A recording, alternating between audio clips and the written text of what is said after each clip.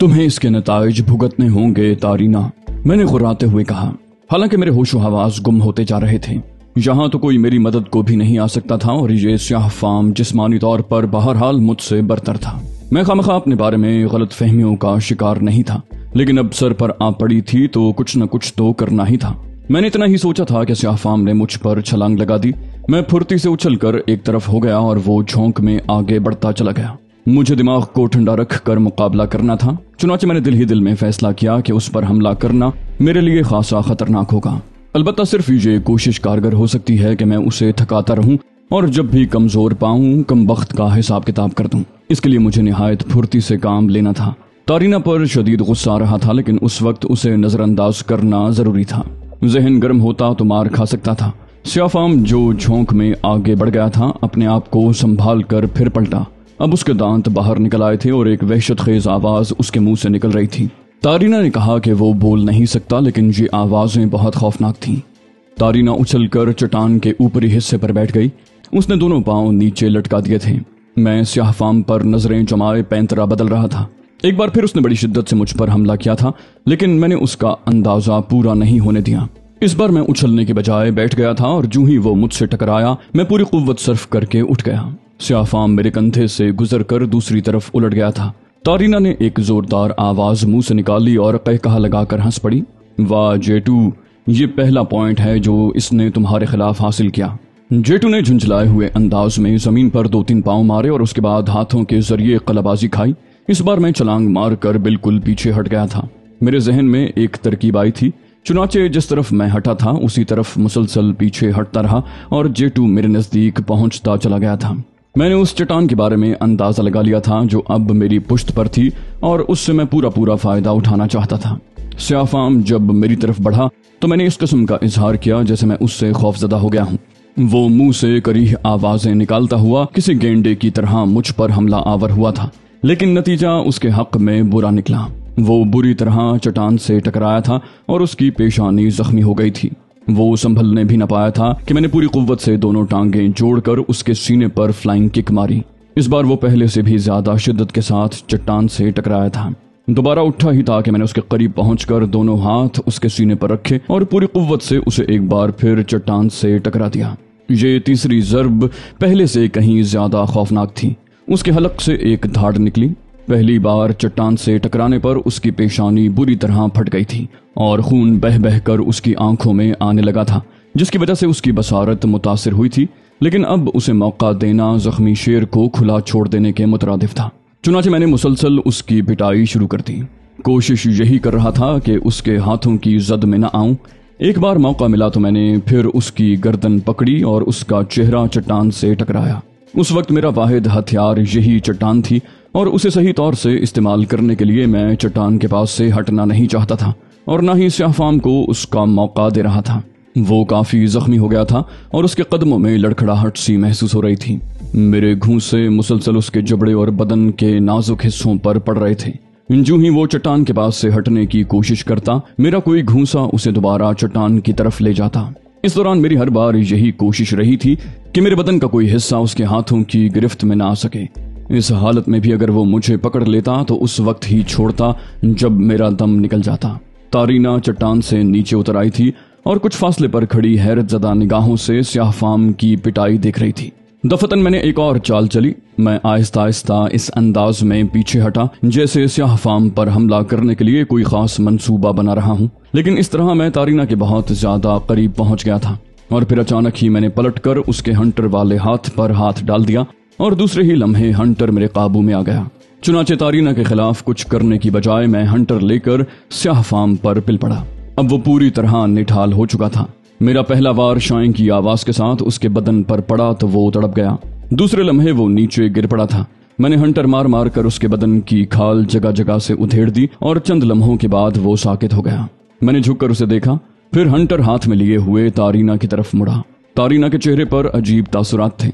उसने अपना चश्मा उतार कर एक तरफ फेंक दिया और बेख्तियार मेरी तरफ बढ़ी। उसकी आंखों में शराबियों की सी कैफियत थी और उसकी कैफियत की वजह मेरी समझ में नहीं आ रही थी। तब वो बोझल आवाज में बोली, मेरा अंदाजा तुम्हारे बारे में गलत नहीं था। तुम वाकई वो हो जो मैंने सोचा था। तुम्हारे बदन की बनावट देखकर ही मैंने इस बात की पेशेनगोई कर दी थी कि तुम आम आदमी नहीं हो। वो मेरे बिल्कुल करीब पहुंच गई और उस वक्त उसे हैरत का शदीद झटका लगा जब मैंने अपना हाथ बढ़ाकर उसके बाल पकड़ लिए और फिर एक जोरदार झटका देकर उसे जमीन पर फेंक दिया। मैंने गजबनाक लहजे में कहा, हाँ, मैं वाकई वो नहीं हूं जो तुमने सोचा था तारीना।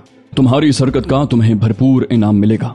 फिर मैंने हंटर खोला और दूसरे ही लम्हे हंटर तारीना के बदन पर पूरी कुव्वत से पड़ा। उसके हलक से एक दिलखराश चीख निकली। वो फौरन हाथों के बल पीछे खिसकने लगी। उसने बहुत ही अजियत ज़दा लहजे में कहना चाहा, सुनो तो एली, बात तो सुनो, लेकिन दूसरा हंटर उसकी टांगों पर पड़ा। वो उछल कर दूर जा गिरी। मेरा तीसरा बार उसके शाने पर पड़ा और वहां से लिबास फट गया। वो कराहने लगी थी।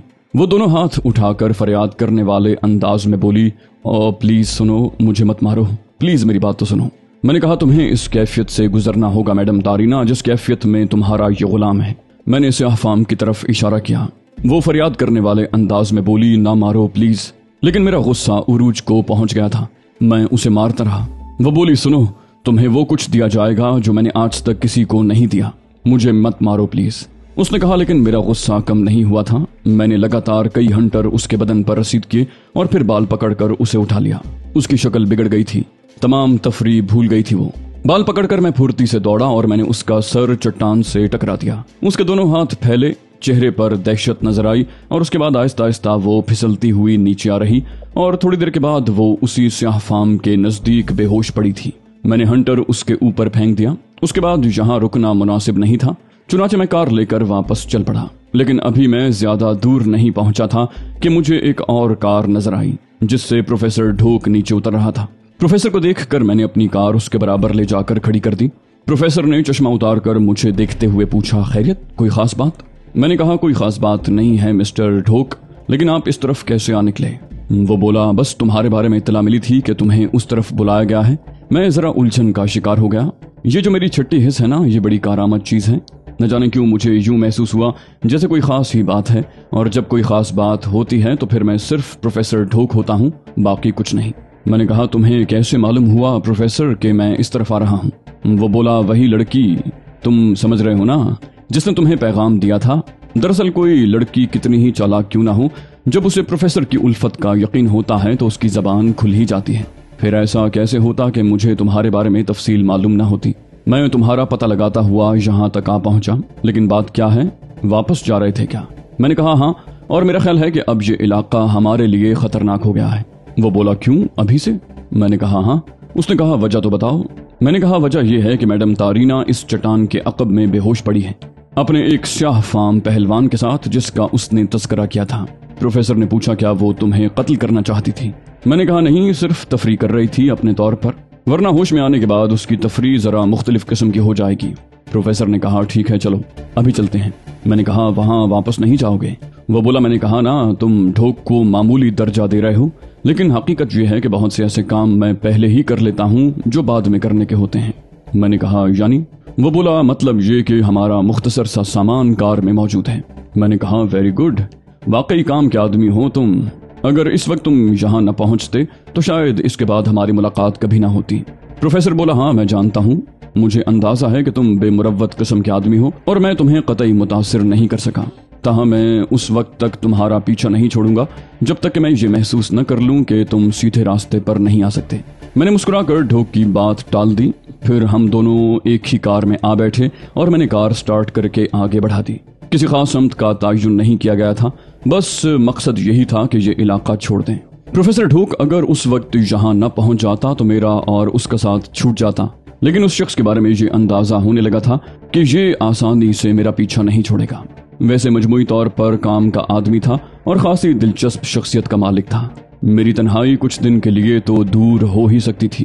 रास्ते में उसने मुझसे यहाँ पेश आने वाले वाकयात के बारे में तफसीलात पूछी तो मैंने उसे सारी हकीकत बता दी। प्रोफेसर ये सुनकर अफसरदा हो गया था कि मैंने तारीना के बदन पर हंटर के निशानात बना दिए थे। उसने अफसरदा लहजे में कहा, तुम्हें हंटर नहीं मारने चाहिए थे, उसके चेहरे पर कोई निशान तो नहीं पड़ा। मैंने कहा, मिस्टर ढोक, आप मेरी दुश्मन से हमदर्दी का इजहार कर रहे हैं। वो बोला, नहीं भाई, औरत कभी किसी की दुश्मन नहीं हो सकती, बस उसे हैंडल करने का फन आना चाहिए। मैंने कहा मेरा ख्याल है प्रोफेसर कि तुम वापस चले जाओ, वहां जाकर उसकी तीमारदारी करो, यकीनन वो तुमसे मुतासिर हो जाएगी। प्रोफेसर ने कहा अब आ गया हूं तो वापस नहीं जा सकता। फिर चौंक पड़ा, बोला लेकिन ये कार कहां तक हमारा साथ देगी? क्या ये हमारे लिए खतरनाक साबित नहीं हो सकती? मैंने कहा किसी मुनासिब जगह छोड़ देंगे। वो बोला अजीजम, एक बात मैं भी अर्ज करना चाहता हूँ, वो ये कि जिंदगी सबसे कीमती चीज है। अगर जिंदगी ही को कोई खतरा लाहक हो जाए तो फिर बाकी तफरीहात आदमी कब्र में तो कर नहीं सकता। मैंने कहा बजा इरशाद किया आपने, इसमें कोई शक नहीं।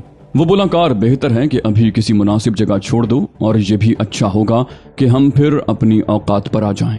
मैंने कहा यानी? बोला फिलहाल पैदल मार्च, और फिर यकीनन यहाँ लिफ्ट देने वाले मिल ही जाएंगे। मैंने कहा मगर चलोगे कहाँ? वो बोला इसका तायुन बाद में कर लेंगे, बल्कि मुमकिन है कि कोई और ही हमारी रहनुमाई कर दे। उसकी बात में वजन था। मैं जानता था कि तारीना यहाँ की मुतमव्विल शख्सियत है और काफी हद तक पुरस्कार भी। इस बात के इम्कानात भी मौजूद थे कि किसी तौर उसका ताल्लुक मेरे दुश्मनों से भी हो। गो मैं इसका अंदाजा नहीं लगा सका था, ख्वाहिश के बावजूद।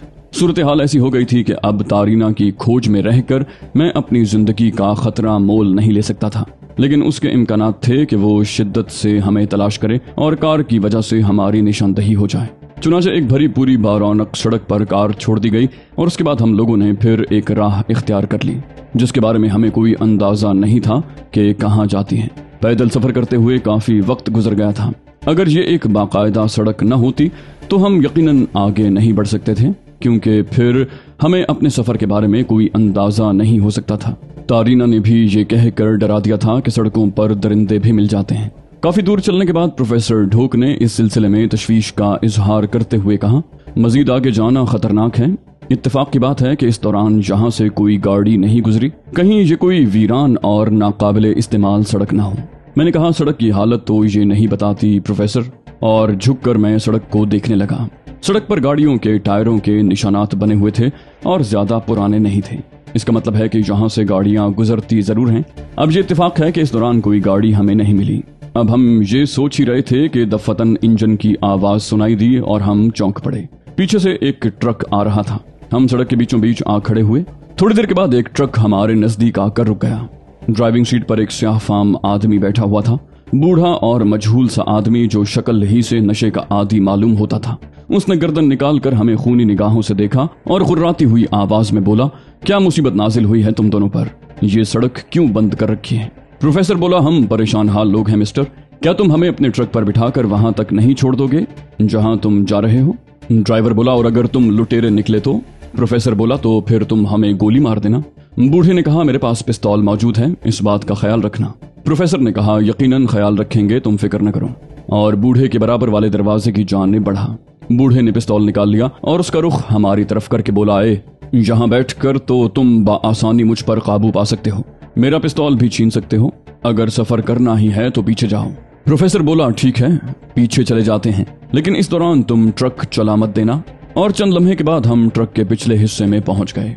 ट्रक के पिछले हिस्से में सब्जियां, तरकारियां और जरूरियात जिंदगी का दूसरा सामान भरा हुआ था जो ये बूढ़ा लेकर कहीं जा रहा था। चंद लम्हात के बाद ट्रक आगे बढ़ गया। मैंने मुस्कुराते हुए प्रोफेसर ढोक की तरफ देखा और फिर बोला हम यहाँ बैठकर भी बूढ़े पर काबू पा सकते हैं, क्या ख्याल है? प्रोफेसर बोला अरे अरे, अगर उसने हमारी आवाज सुन ली तो बिलाशुबा फायर कर देगा, ऐसा ही आदमी मालूम होता है मुझे। मैंने कहा लेकिन उसके साथ साथ शरीफ भी है, क्योंकि उसने हमारी दरखास्त मुस्तरद नहीं की। प्रोफेसर बोला बस बेहतर यही है कि खामोश बैठे रहो, वैसे इस सामान में खाने पीने की काफी चीजें मौजूद हैं। मैंने कहा मिस्टर ढोक, किसी किस्म की बेईमानी नहीं चलेगी, हम इस शरीफ आदमी को कोई नुकसान नहीं पहुंचाना चाहते जिसने हमारी मदद की। हम ट्रक में सफर करते रहे। सफर खासा लंबा मालूम होता था और हमें इस बात की खुशी थी कि कम से कम हम तारीना के इलाके से बाहिफाजत निकल आए हैं। बूढ़े से तो हम कुछ पूछ ही नहीं सकते थे, बस अब तकदीर जहां ले जा रही थी वहीं जा रहे थे। लेकिन ये जिंदगी मुझे पसंद आई थी। पिछले दिनों जिन जहनी उलझनों का शिकार रहा था, अब यहाँ आकर ये उलझनें दूर हो गई थी।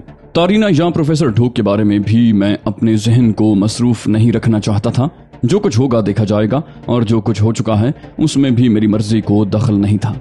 गोया तकदीर खुद रास्ते मुंतखब करती है, और ये नया रास्ता किस तरफ जाता है इसका अंदाजा उस मंजिल पर पहुंचने के बाद ही होगा जहां हमें ले जाया जा रहा था। रास्ते के बारे में जो कुछ तारीना ने कहा था वो भी दुरुस्त ही था। हमने कई खतरनाक दरिंदे रास्ते में देखे, वैसे इलाके का हुस्न तमाम रास्ते अपनी जगह बरकरार था। ये इलाका बिला शुबा कुदरती हुस्न से मालामाल था। ये तवील सफर शाम के धुंधलकों में खत्म हुआ और ट्रक रुक गया। हम लोग फुर्ती से नीचे उतर आए थे। बूढ़ा भी स्टीयरिंग से नीचे उतर आया था और अब वो खासा मुस्तैद नजर आ रहा था। उसने हम दोनों को देखते हुए मुस्कुरा कर कहा, तुम लोग वाकई शरीफ आदमी निकले। मैं अपने पिछले अल्फाज पर शर्मिंदा हूँ। प्रोफेसर ने कहा, आपका बहुत बहुत शुक्रिया मिस्टर। वैसे इस जगह का नाम क्या है? ड्राइवर बोला, काल्मो कैंपो। यहाँ से शिकारी आगे की पहाड़ियों पर सफेद लोमड़ियों का शिकार खेलने जाते हैं। बहुत खूबसूरत इलाका है। सफेद लोमड़ियाँ यहाँ बकसरत पाई जाती हैं। वैसे तुम लोग क्या सयाह हो? प्रोफेसर बोला, हाँ सयाह हैं हम लोग। काल्मो कैंपो आने के ख्वाहिशमंद थे, लेकिन यहाँ का रास्ता मालूम नहीं था। और आप वैसे?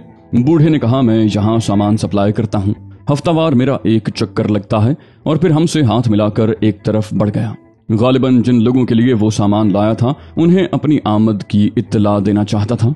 हमारी निगाहें चारों तरफ भटकने लगीं। कुर्ब जवार में छोटे छोटे बाजार नजर आ रहे थे। इस तरह के चंद दुकानों के एक मजमुए से कुछ फासले पर ऐसा ही एक दूसरा मजमुआ वाक़ था। लोग अपनी जरूरियात की चीजें खरीद रहे थे। जगह जगह पक्की इमारतें नजर आ रही थीं। इनमें बाज इमारतें 3-4 मंजिला भी थीं, जिन्हें खासी खूबसूरती से बनाया गया था और उन पर होटलों के बोर्ड जगमगा रहे थे। यहाँ से बहुत दूर एक खैमों की बस्ती नजर आ रही थी। प्रोफेसर ने कहा, बड़ी उम्दा जगह है। इससे पहले मैं काल्मो कैंपो नहीं आया था। मेरा ख्याल है कि अगर हम यहाँ कुछ वक्त सफेद लोमड़ियों का शिकार करते हुए गुजारें तो क्या लुत्फ नहीं आएगा? मैंने कहा, यकीनन आएगा, लेकिन इससे पहले हमें क़याम के लिए कोई बंदोबस्त कर लेना चाहिए। प्रोफेसर बोला, यहाँ छोटे मोटे होटल भी मौजूद हैं और तुम जानते हो कि ऐसी जगहों पर होटल निहायत कीमती और महंगे होते हैं। मैंने कहा, परवाह न करो, मेरे पास करेंसी है। प्रोफेसर बोला, कितनी करेंसी होगी तुम्हारे पास? मैंने कहा, इसका मैंने अंदाजा नहीं लगाया, देखता हूँ। और मैं जेबों में करेंसी टटोलने लगा। बहुत ज्यादा रकम नहीं थी मेरे पास। तब प्रोफेसर ढूक ने मुस्कुराते हुए कहा, मैं तुमसे पहले भी कह चुका हूँ, मेरे बैंक जगह जगह खुले हुए हैं। तो क्या ख्याल है तुम्हारा, मेरे बैंक यहाँ नहीं होंगे? मैंने कहा, यकीनन प्रोफेसर, अब तो तुम्हारा साथ काफी दिलचस्प महसूस हो रहा है। वो बोला, तो आओ पहले किसी होटल में हम अपना बंदोबस्त कर लें। जिस होटल को हमने अपने लिए मुंतखब किया था वो निहायत खूबसूरत था। काउंटर पर हमें चाबी मिल गई और हम अपने कमरे में पहुंच गए। कुशादा और खूबसूरती से आरास्ता कमरा हमें पसंद आया था। प्रोफेसर ढूक ने वाजिबात की अदायगी कर दी थी। एक खूबसूरत सी अफ्रीकी लड़की ने हमारा सामान हमारे कमरे में सजा दिया।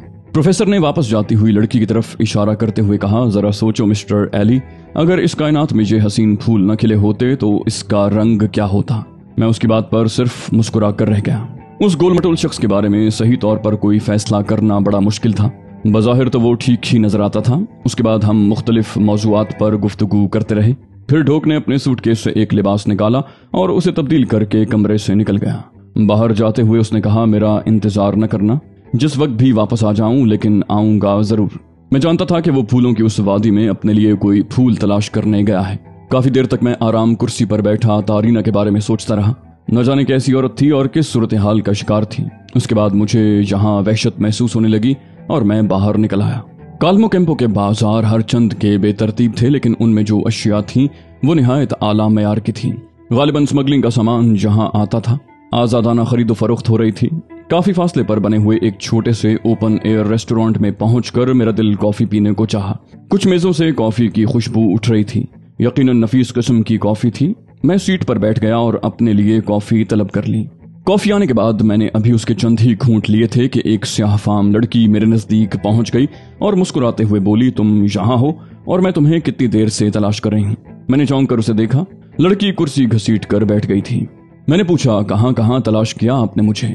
लड़की ने मुस्कुरा कर कहा, कायनात के हर जर्रे में, जमीन व आसमान के दरमियान जितनी जगह हो सकती हैं वहां मैंने तुम्हें ढूंढ लिया था। शिकारी लड़की थी।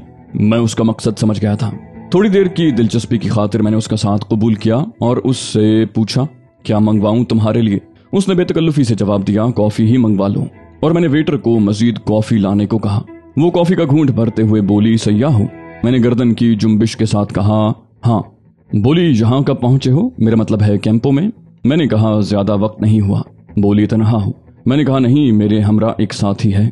वो कॉफी पीते पीते रुक गई, मेरी तरफ देखा और फिर आहिस्ता से बोली, गोया मेरी गुंजाइश नहीं। मैंने कहा, यही समझ लो। बोली, तब मैं तुम्हें परेशान नहीं करूंगी, कॉफी पीकर उठ जाऊंगी। उसके लिए तुम्हारा शुक्रिया। मैंने कहा, नहीं, तुम चाहो तो थोड़ी देर बैठ सकती हो। मगर लड़की कॉफी पीने के बाद नहीं बैठी, वो उठ गई थी। थोड़ी देर तक मैं वहीं बैठा रहा। लड़की के बारे में कोई खास ख्याल जहन में नहीं आया था। फिर वहां से उठकर बाहर निकल आया और कैंपों के बारे में मजीद तफसीलात मालूम करने लगा। खैमों के शहर में हर तरह के लोग ठहरे हुए थे। गोइटे हिल के दारुल हुकूमत की निस्बत यहाँ यूं महसूस होता था जैसे इनकलाब का कोई असर न हो। शिकारी और सैरो सयाहत के रसिया अपने अपने घरोंदे बनाए बैठे थे। बेशुमार लड़कियां थीं, तन्हा भी, और वो जो अपने अपने दोस्तों या साथियों के साथ आई थी। मैं उनके दरमियान भटकता रहा। सफेद लोमड़ियों के शिकार के लिए यहाँ सरकारी दफातर मौजूद थे, जहाँ से शिकार का लाइसेंस हासिल किया जाता था। घोड़ों का बंदोबस्त भी था और शूटिंग के लिए राइफलें भी किराए पर मिलती थीं। गोया तफरीहात के लिए हर सामान मुहैया था। मुझे ये जगह बहुत पसंद आई, बशर्ते कि यहाँ कोई मुदाखलत ना हो। और फिर मैं होटल वापस आ गया।